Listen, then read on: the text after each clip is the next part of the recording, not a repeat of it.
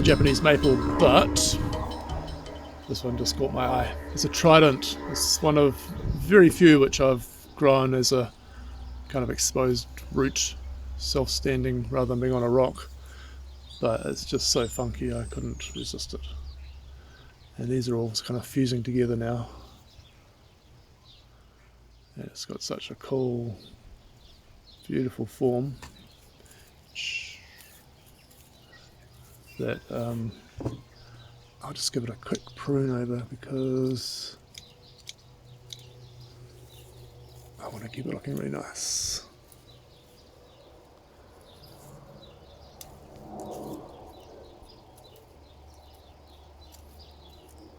Tridents are so different than Japanese maples.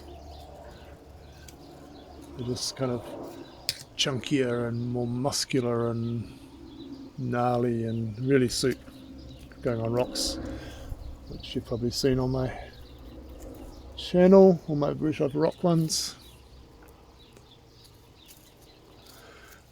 One of the biggest issues with them is that when you prune them hard or repeatedly, they kind of drop into a sparing mode of growth. Bit of wire here I'll just take out. Usually I leave the end of my wire sticking up in the air so I can see it, because there's nothing worse than after a year going back in there and going, oh shit, there's a piece of wire in there and it's totally fucked up several branches, ones that you really wanted. It's almost impossible to see it when it is in leaf. There you go, it's done its job. Branches where I wanted it.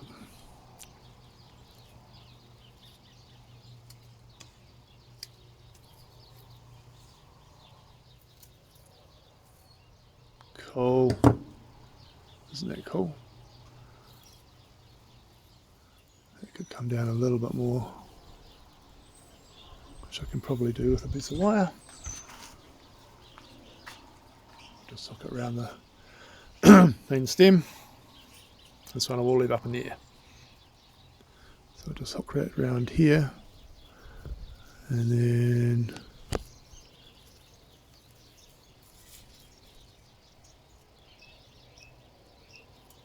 do that. And I'll leave it sticking out like that so I can see it. Obviously not how I would display it.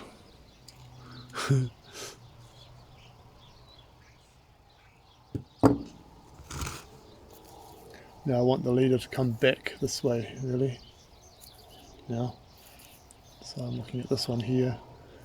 So I may take the top out of it to push it back the other direction again.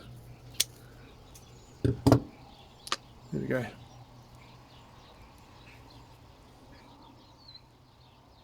Now this one's not for sale, but obviously if I got decent offers on it, I would sell it because,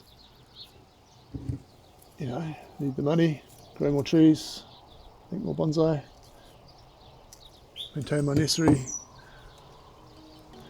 Actually, a lot of what I do is planting natives out on the farm. So this is a trust-owned farm, so it's not like my farm, but I am third generation here.